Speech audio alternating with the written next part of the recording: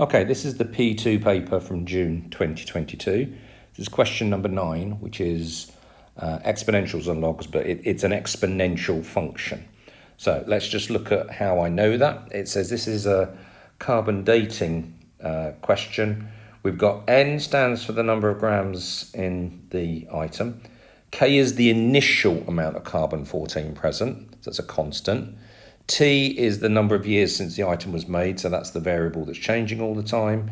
And then lambda being between 0 and 1 is key to this question. So if I think about what my exponential functions look like, I would hope you would have an idea of what y equals e to the x looks like. Y equals e to the x looks something like that. Y equals e to the minus x is then just flipped around. Y equals e to the minus x is a decreasing function. Now that's what's happening with this one.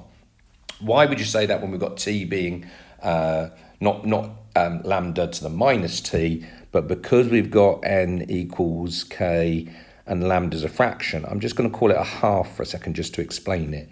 If we've got that situation there, again, I'm not particularly worried about the k. K is just a multiplier. That doesn't change the shape that much.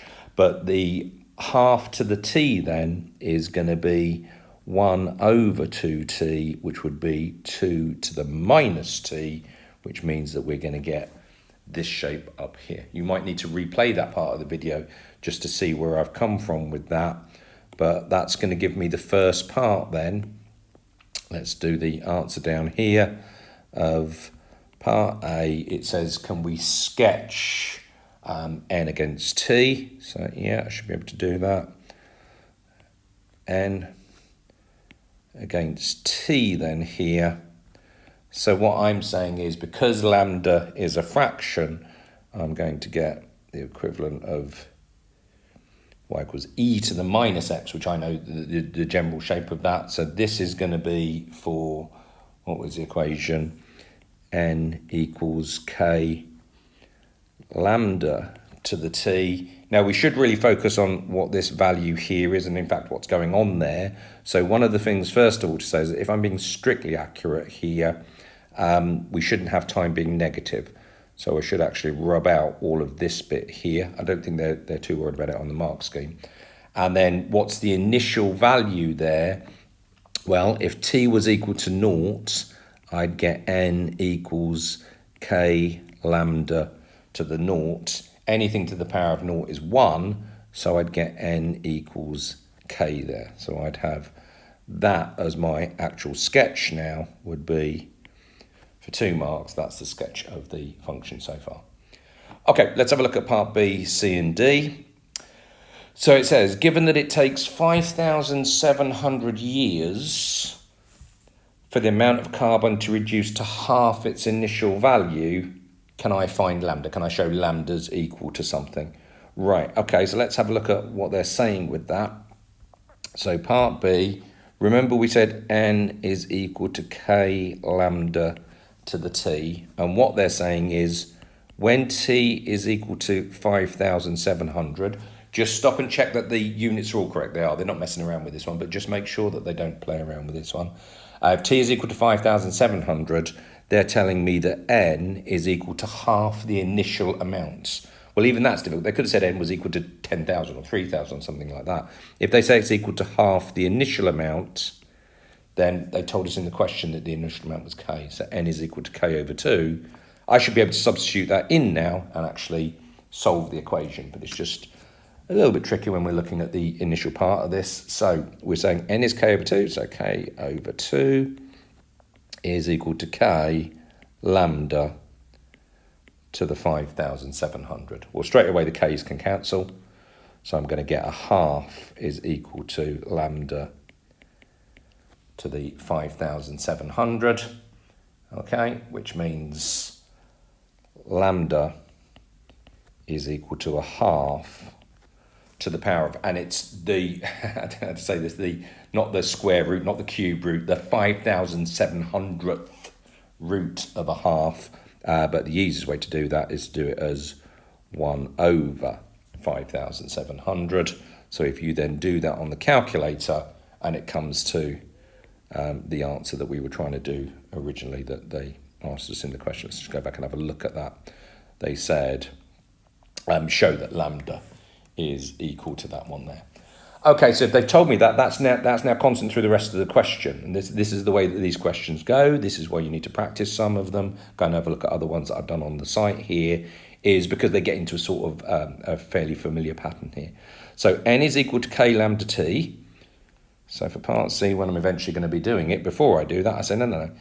N is now equal to k, sorry, if I can do my handwriting, n is now equal to k 0.999878 to the t. That's my new equation that we're going to be doing. So what does it now tell me for part C? Part C, it says, what have we got? Given that item A has 15 grams of carbon present initially. Oh, that's my K then. Okay, 15, K equals 15. If it's 3,250 years old, so that's going to be my T. Can I calculate how much carbon there'll be currently? So can I calculate N? So just have a look at that. Pause it if you need to, and then go back and see what I'm going to say here. I'm saying K is equal to 15, T is equal to 3250, and what I've got to do is to work out N. So that's actually relatively straightforward, isn't it? Once we unpick all the values there, we're just saying that's equal to 15. That was my constant, and T in this case is 3250. That's pretty straightforward for that one.